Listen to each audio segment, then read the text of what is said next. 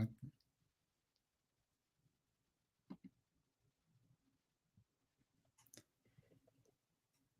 Welcome, everyone.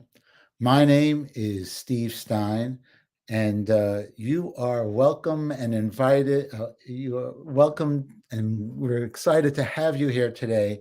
We're doing a live version of the Street Smart Wisdom podcast, and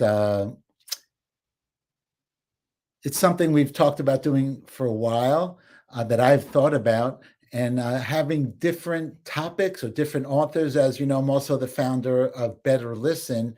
We've been publishing audiobooks for, I wouldn't say 100 years, but it is 40, it's 35 years. That's, it's a while. And so I've always thought about playing excerpts from some of our audiobooks and having people or interesting people come and discuss it. So tonight, I was introduced to Mikey Brackett by our mutual friend, John Lee, who wrote The Flying Boy, and he's a brilliant thinker. I've been working with him for many years, and also part of the whole men's thing that was around years ago. So tonight, our topic is Robert Bly and why he matters. And as I said, John Lee introduced me to Mikey Brackett. It's the first time I'm really having a conversation with Mikey. So Mikey's a therapist who works out of Colorado, and I'd like to say welcome, Mikey, and tell us a little about yourself. Yeah, thank you, Steve. It's a joy and an honor to be here. And yeah, John connected us. John has been a friend and a mentor of sorts for me for a few years. And I think it's kind of fun to bridge the gap between the worlds in which I seek to carry the torch, which is that of the mythopoetic men's movement with Robert Bly. And John worked with Robert for, I think, close to 30 years, side by side, doing conferences and things. And so, yeah, it's great to be here, and it'll be fun to carry this torch forward and share some of the stories that I've heard, and some of the reflections I have on, what it looks like to, process what it means for us to grow and heal from this perspective. And yeah, I love what you do. Before I knew you personally, which I guess now I know you personally, I knew of Better Listen through things like Audible, and in my undergrad or my graduate studies through mental health, I would download things from people like Marianne Woodman or Sanford, and I'm spacing on names, Robert Johnson, people like that. Right. No, absolutely. So, a kind of a conversation that and by the way, anyone who's tuning in, if you want to put in the chat where you're logging in from, I want to start it.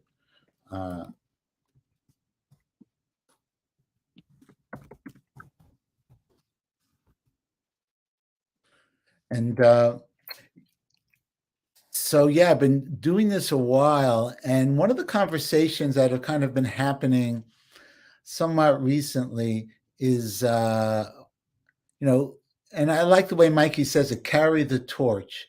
Now, carrying the torch, I'm big on etymology, and I'm not sure of that one, but carry the torch, isn't that a mythological, or someone or Aphrodite some lover carries a torch for someone in mythology? I wish Robert was here now. Robert Bly would know. But Right. but one of the conversations we've been having is well, who has anything to say on this subject? And the world is stressful, arguably as stressful as it's ever been, with so many different things going on. So it's valid to have women's work or female work and men's work, and it's not exclusive of the other, and it's not in opposition to the other. But men have unique issues that are for men, and in the whole time, that have been, through the ages, that are kind of men's issues. And but who's going to carry the torch forward of the men's movement? And just a personal anecdote. So there were these, I've been doing this a while. So years ago, Robert Bly wrote a book, Iron John, a book about men, and I believe it was initially Iron Hans, Mhm. a myth, one of the myths and stories that he told. And it was a bestseller for years. And a lot of times it was made fun of in mainstream media, like Mikey, probably before you were born, I don't know. But Yeah, there was I was a child. Murphy Brown was an old like sitcom for years, Candace Bergen, I think. And the guys in the sitcom, they went to a men's retreat and they went banging on drums in the woods. And it was a sitcom, though. So, it was poking fun. It was also diminishing in some ways, but it was part of the zeitgeist. So I think, well, why, that's another word I wish I knew exactly what it meant, zeitgeist. What's current, what's pervasive, what's top of mind for people. And I think that's, it's just a unique thing how men are in the world. And and then I'll say that Mikey will talk for a couple of minutes, give us some ideas. Then we have something queued up from Robert Bly that we'll listen to for 4 or 5 minutes and then discuss. So Mikey, why do you think Robert Bly is relevant or is important today? I think in the sense of relevance, what Robert was doing in showing up in the world in the ways that he was him trying to speak to the issues that he saw around himself. Him speaking to the condition of the world, the condition of what he was challenging in himself, the condition of what he saw in men around him, about the same time of, the Vietnam War, which he was very outspoken about in his poetry and other activism, if you know anything about him, as well as the budding feminist movement. And so I think, kind of referring back to him and why he's relevant today is if he didn't do what he did, if he didn't show up, how he showed up with his full self in a bold, humble, challenging way, then we wouldn't have a lot of the men's psychology work that we do have. As someone who's worked in the therapeutic fields for 12, 13 years now as a professional licensed counselor, I have over and over and over again referred back to the things he was exploring and the things that he and his peers were exploring. People like Robert Moore, James Hillman, Michael Mead, John Lee, our mutual connection. And all these men were asking questions and working together in a really raw, honest, authentic, creative way that had never been done before, and in some ways still hasn't been done since. And so I think his relevance comes back into play because, again, if he didn't do what he did, we wouldn't have half the things we have. There's a lot of really beautiful and powerful men's organizations out there that are leading retreats, doing programs, helping men with their emotional awareness, doing men's circle things like the sitcom you mentioned, joked about. And none of those things would be here if it weren't for Robert really starting to show up and ask questions and engage with his peers and be curious and bring wisdom to the table. And so maybe to kind of jump around a bit, in my therapeutic practice, I recommend Iron John. I recommend the Sibling Society, which is another book he wrote. I recommend a few things from his world to people, and most people have never heard of him. Even when I was in grad school, if I didn't know about Robert before my graduate education in mental health, I never would have heard anything. In my education as a clinical therapist, I barely was taught anything about Carl Jung, which the wonderful lineage of Robert is Carl Jung, his colleague and friend James Hillman, Robert himself. You could lead that on to John Lee and then to myself. And there's a lot that just isn't taught and discussed, but there's a lot that has happened as a result of people like Robert that we take for granted, that we don't acknowledge, that most people don't even know about. I've had the experience of working in the men's workspace off and on throughout my career over the past decade or more. And it's really amazing to see how people talk about things and reference things, how they even might show up in a sort of mythopoetic way, which is kind of who Robert was, and therefore, I think why the mythopoetic men's movement got the name that it got.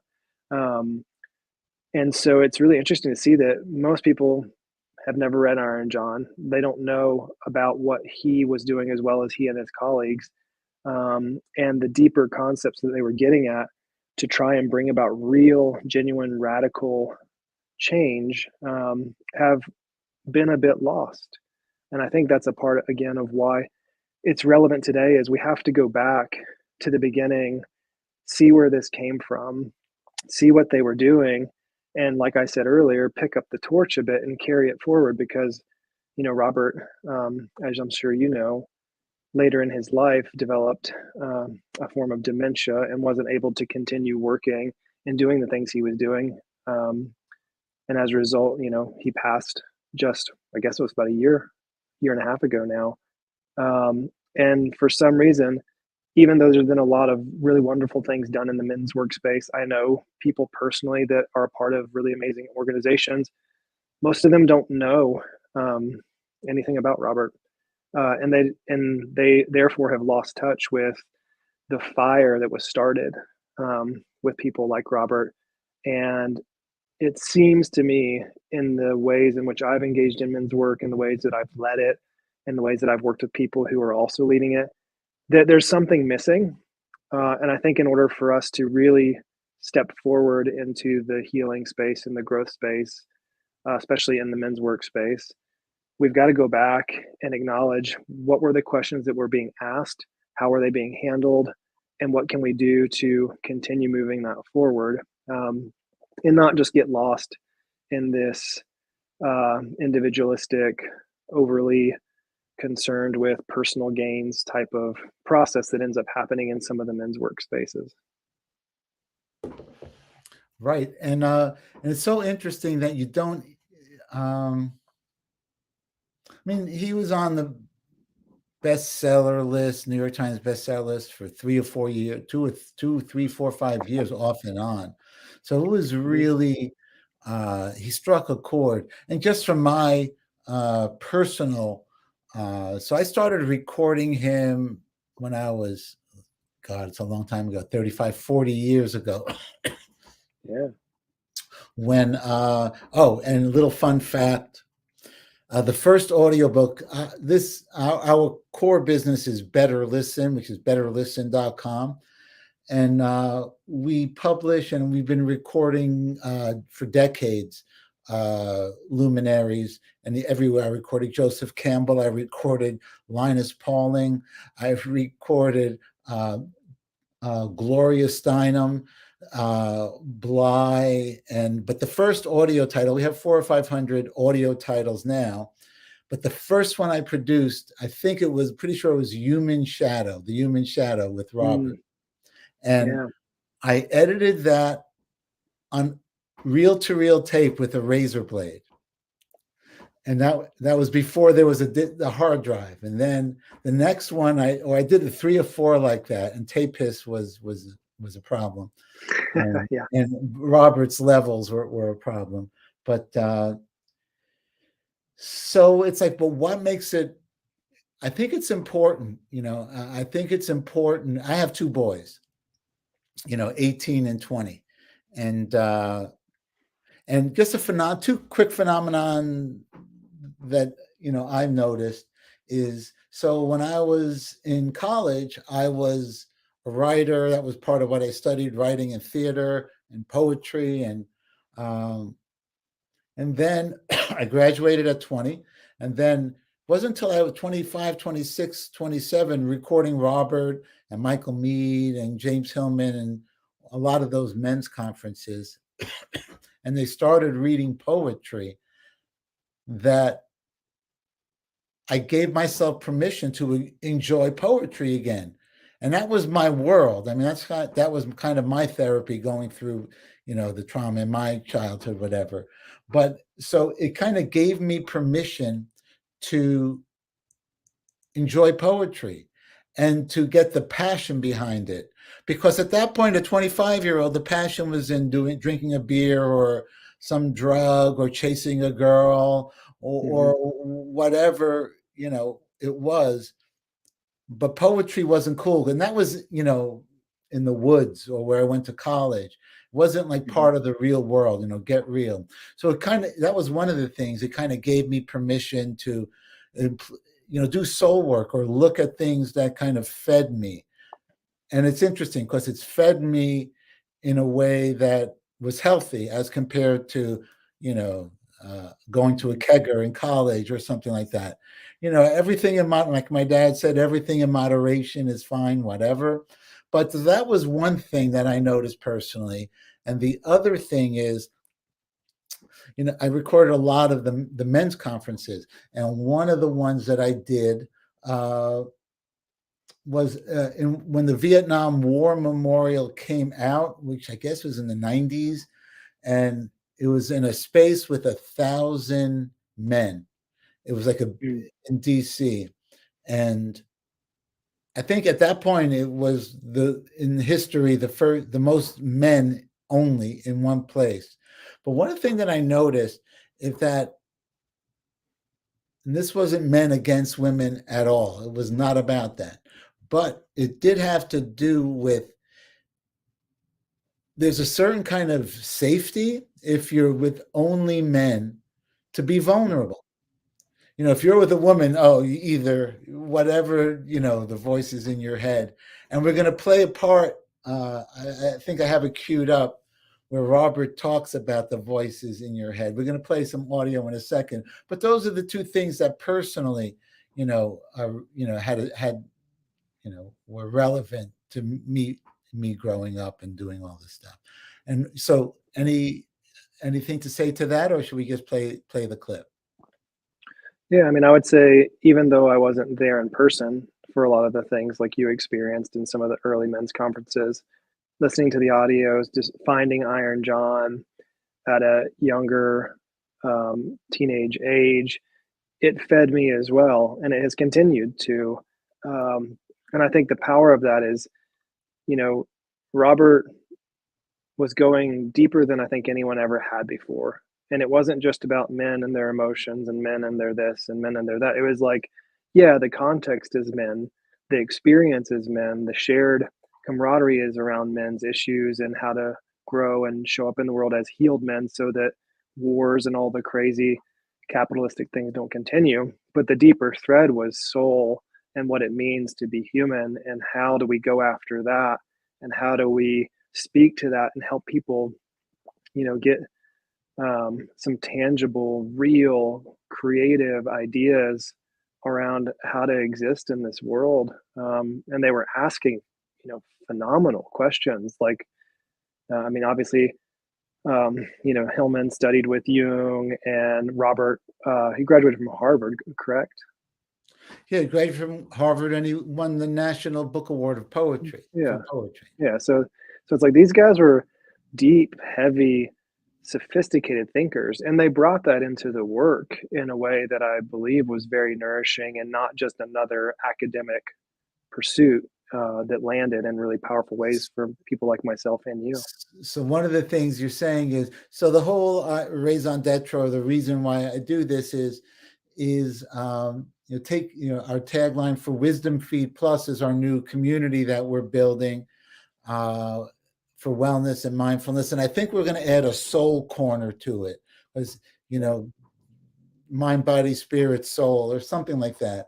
But it's taking ancient ideas down to street level, so make it practical for the average person. So if you can give a quick synopsis, I'm just curious, how would you translate why Iron John is relevant today? I think it's relevant because it seeks to take a story about what it means to be human, what it means to be a man, and put it into a context where we can personalize the aspects of what that story symbolically represents and wrestle with the manifestations of our own struggles and needs and virtues in a way that's reflected back to us. I mean, I think that's the power, as Carl Jung tapped into it, of symbols. And same with Joseph Campbell.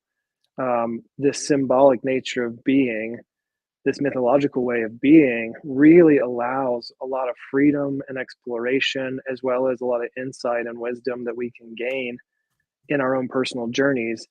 It goes far beyond just like a simple self-help thing, which, I work in the world of coaching and counseling and psychotherapy, and there's a lot of stuff out there where people, as coaches or whatever, are trying to give people quick answers. Here's 5 ways to decrease anxiety. Here's 7 ways to get the relationship you want.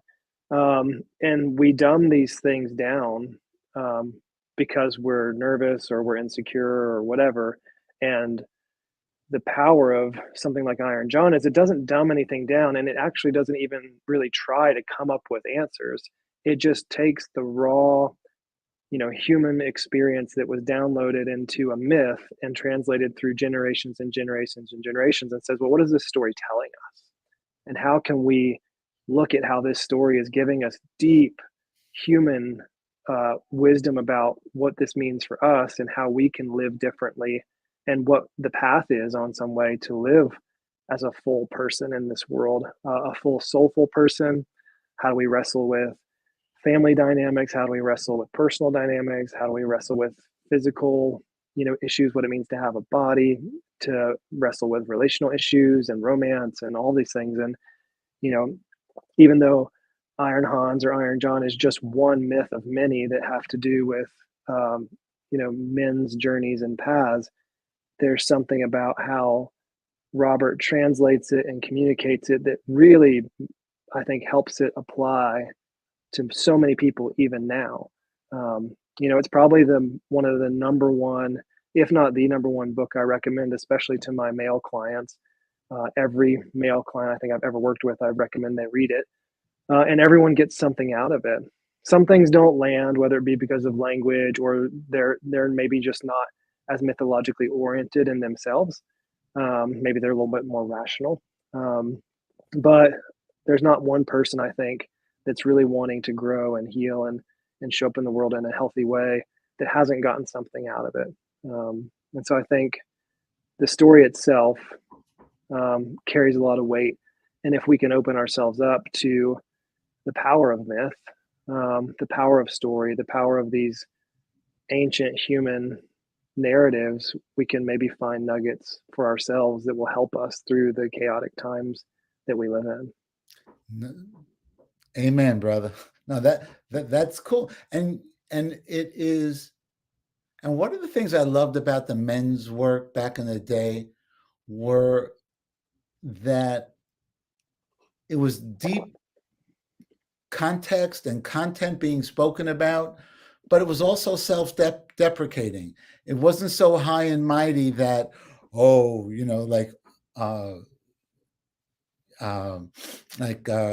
the term? Like sometimes religions are, there's God and then the rest of, authoritarian almost. This Yeah. this was, was fun. It was like, it was actually fun.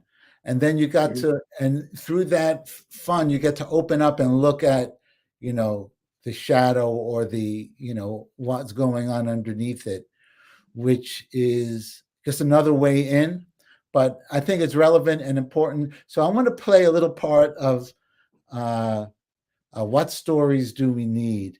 And it's the beginning of it. And Mikey, give me a thumbs up if the sound sounds okay. We'll listen to 4 or 5 minutes, then we'll discuss. And, again, if you have anything you want to say out there who's watching, feel free to put in the comments.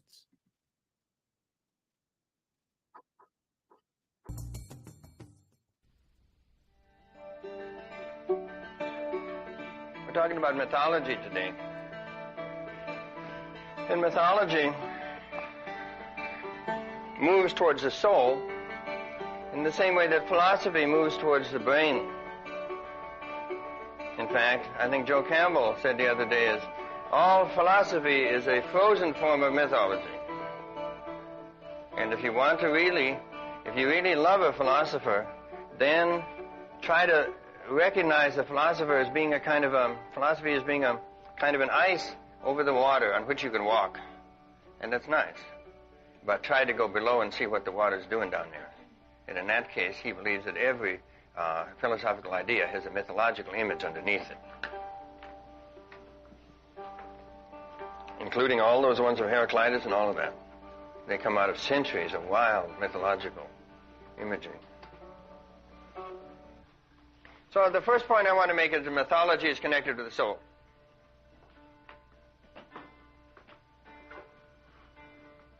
It doesn't mean it's unconnected with the spirit, but that mythology in general asks you to go down before you go up.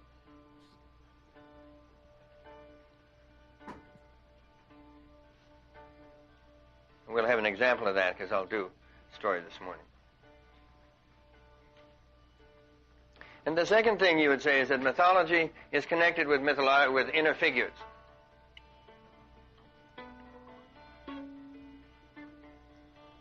It can be said that when you are a monotheist, psychologically, all mythology dies. Because monotheism implies there's a center to the psyche, and that all the other parts of the psyche will obey that. That's the hope of the Puritans.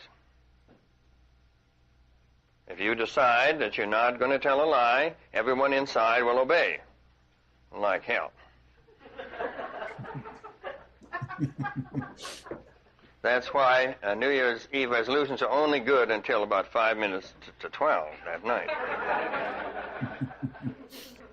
And when Jim Hillman came to the men's workshop in California this last year, he told a wonderful story. He said, you see, the problem is, if you're a young male and you're talking to a whole bunch of sort of spiritual young males, the problem is the word commitment sends shudders through your chest. And we know that, and that's quite right. There's something in the puer that's aware of the danger of commitment. And, of course, that causes a lot of grief for everybody. But nevertheless, he was also saying there's some truth in that. And he says, I'll give you an example. The young male decides that he's going to get married, because he needs to get married. He's 24, so he's get married. But he forgets that there's a whole platoon in there. And there may be one or two in that platoon who will suck up to the sergeant. And so when it time's to do the task, they'll be there. The rest of the platoon, he says, is off in the woods somewhere. And the next morning after the wedding, they say, wait a minute, you didn't ask me at all. I would have never agreed to this. And because you didn't even ask me, I'm going to muck the whole thing up. I'm going off in the woods and get drunk. And you and your sergeant can do what you want. You understand that feeling? It's a wonderful idea. Before you make a commitment, please talk to the rest of your platoon. Talk to your platoon, right? Yeah. That's brilliant. It's so brilliant. And I think, just as someone who works in the therapeutic world, that's what, probably 1980 something that you recorded that? Mid 80s, yeah, late 80s. Mid 80s. And it's like, he's talking about internal parts of self. And Jung did this, right? Jung talked about these different aspects of the self, archetypes, all this. But none of that has been really, really acknowledged and explored in the psychological and therapeutic worlds until the past, we'll say, 10 years. And that really has come about because something called internal family systems has gained traction. But Dick Schwartz and the foundation of internal family systems hasn't really been built up in the therapeutic worlds to help people grow, to help people understand themselves, to people help them heal their relationships, really until the past few years. And to think that, almost 40 years ago, Robert was talking about getting to know the internal parts of yourself and using mythology and how it communicates story and essence to us to do that, it's like, that's radical. I have therapist friends who are going off to trainings and doing all these things to learn about how to help people with the parts of themselves, their internal platoon. And they're spending hundreds of dollars for certifications in these things. And Robert was talking about this just off the cuff, you know? Well, it was more than off the cuff.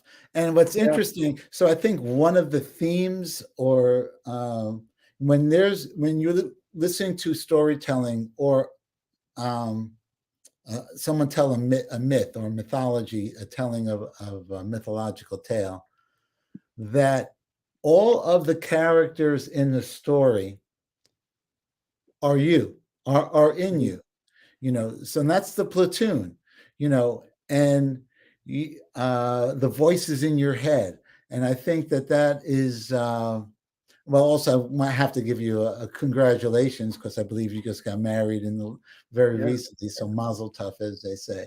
And so what happened with you? The next morning, did like someone in your platoon say, "What did I do?" I'm just putting you on this. No, yeah, not at all. Me and my platoon have done a lot of work to get to the place in life where I am. So we all flow and sync together pretty well.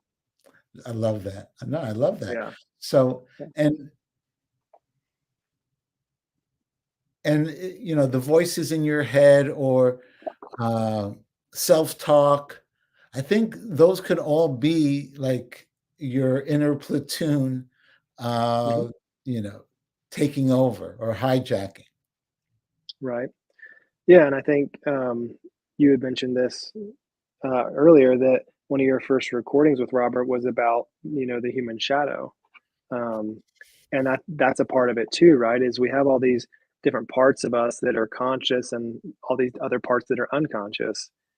And there's a whole dynamic world happening within you. And like you said, mythology gives us a really beautiful reflection of all the different parts of us. We have the evil stepmother within us.